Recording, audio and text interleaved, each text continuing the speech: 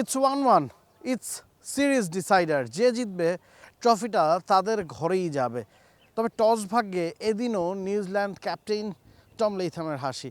টানা তৃতীয় টস জিতেছেন নিউজিল্যান্ড ক্যাপ্টেন এবং এই জায়গায় সিদ্ধান্তে কিছুটা বদল তিনি এনেছেন। প্রথম 2 ম্যাচে নিউজিল্যান্ড টস জিতে ব্যাটিং করেছে। তৃতীয় ম্যাচে মিরপুর থেকে যখন খেলা চট্টগ্রামে ট্রান্সফার হয়েছে, তৃতীয় ম্যাচে এসে উল্টো পথে হেঁটেছেন টম লেইথাম। ফিল্ডিংয়ের সিদ্ধান্ত বেছে নিয়েছেন কিউই ক্যাপ্টেন। চট্টগ্রামের আবহাওয়াতে খানিকটা বৃষ্টির শঙ্কা ছিল, তবে যতটুকু মনে হচ্ছে ইটস ব্রাইট অ্যান্ড সানি। কোনো ধরনের বৃষ্টির সম্ভাবনা এখনও পর্যন্ত আসলে নাই। তো পুরো ম্যাচ আপনি এক্সপেক্ট করতেই পারেন। একনল হ্যান্ড ওয়াশ ডুয়েল সিলভারের শক্তি ও 8টি ভিটামিন সমৃদ্ধ, যা ডাফেস্ট জীবাণু থেকে দেয় 100% শক্তিশালী। এবং যে ধরনের উইকেটে খেলা হচ্ছে সেটা নিশ্চিতভাবেই মিরপুরের চেয়ে স্পোর্টিং।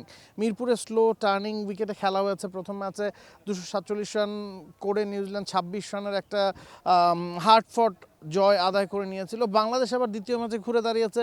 বাংলাদেশ দ্বিতীয় ম্যাচে ডমিনেট করে জিতেছে। 87 বল হাতে রেখে বাংলাদেশ সেই ম্যাচটা জিতেছে এবং সিরিজটাকে সমতায় ফিরিয়েছে। চট্টগ্রামেই এই অলিখিত ফাইনালে বাংলাদেশ কিছুটা হলেও আসলে এগিয়ে থাকবে। বাংলাদেশ এখানে শেষ যে 4টা ম্যাচ খেলেছে তার মধ্যে 3টাতেই জিতেছে এবং ওই 3টাতেই তারা রান তাড়া করে জিতেছে।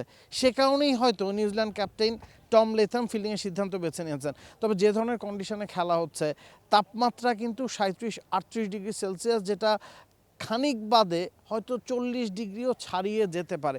এ ধরনের গরমে খেলে নিউজিল্যান্ডের প্লেয়াররা কিন্তু একেবারেই অভ্যস্ত না। তারা 16 ডিগ্রি 17 ডিগ্রি সেলসিয়াস তাপমাত্রা থেকে হঠাৎ করে এই জায়গায় এসেছে। ঢাকাতে তারা মানিয়ে নিয়েছে, চট্টগ্রামে হয়তো মানিয়ে নেবে এই আশাটা করছে। তবে ঢাকাতে কিন্তু প্রথম 2 ম্যাচে তারা আগে ব্যাটিং করেছে, তাই ফিল্ডারদের ওপর দিয়ে ওই এক্সট্রা প্রেশারটা যায়নি। আজকের ম্যাচে সেটাকে ট্যাকেল করতে হবে নিউজিল্যান্ডের প্লেয়ারদের। বদল একটা এসছে নিউজিল্যান্ড একাদশে। ব্লেয়ার টিকনার, যিনি প্রথম ম্যাচে আউটস্ট্যান্ডিং পারফর্ম করেছিলেন, তাকে রেস্ট দেওয়া হয়েছে। তার জায়গায় বেন লিস্টার এসেছেন এবং বাংলাদেশ দলে 2 পরিবর্তন। বাংলাদেশ রিশাদকে বিশ্রাম দিয়েছে। রিশাদের জায়গায় তানভীর লেফট আর্ম স্পিনারকে ইন্ট্রোডিউস করা হবে এবং এছাড়াও মুস্তাফিজুর রহমান ফিরছেন। তাসকিনকে বিশ্রাম দেওয়া হয়েছে। তানজিম সাকিবকে স্কোয়াডে ঢোকালো, তাকে খেলানো হচ্ছে না। Nahid Rana back to back তৃতীয় ম্যাচ খেলছেন। শরীফুলও ব্যাক টু ব্যাক তৃতীয় ম্যাচ খেলছেন।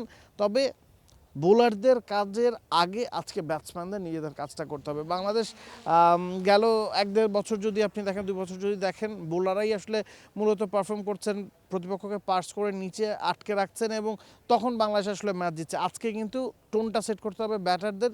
250-260-র মধ্যে যদি নিউজিল্যান্ড বাংলাদেশকে আটকে রাখতে পারে, নিউজিল্যান্ড খুশি হবে, কারণ এটা মিরপুরের উইকেট না। এই উইকেটে রান করাটা তুলনামূলক সহজ হবে। বাংলাদেশ চাইবে অন্তত 70-80, 270-80-র ঘরে করতে। আপনি শুরুতে যদি 300-র উপর করতে যান, হয়তো সেটা ব্যাকফায়ার করতে পারে। 250+ এক্সপেক্ট করে 250+ মাথায় নিয়ে আসলে বাংলাদেশকে এই ম্যাচে প্রথমে ব্যাটিংটা করতে হবে। আবিল কাসার, T Sports. For more updates, subscribe to our YouTube channel and click on the bell icon. Follow us on Facebook and Instagram.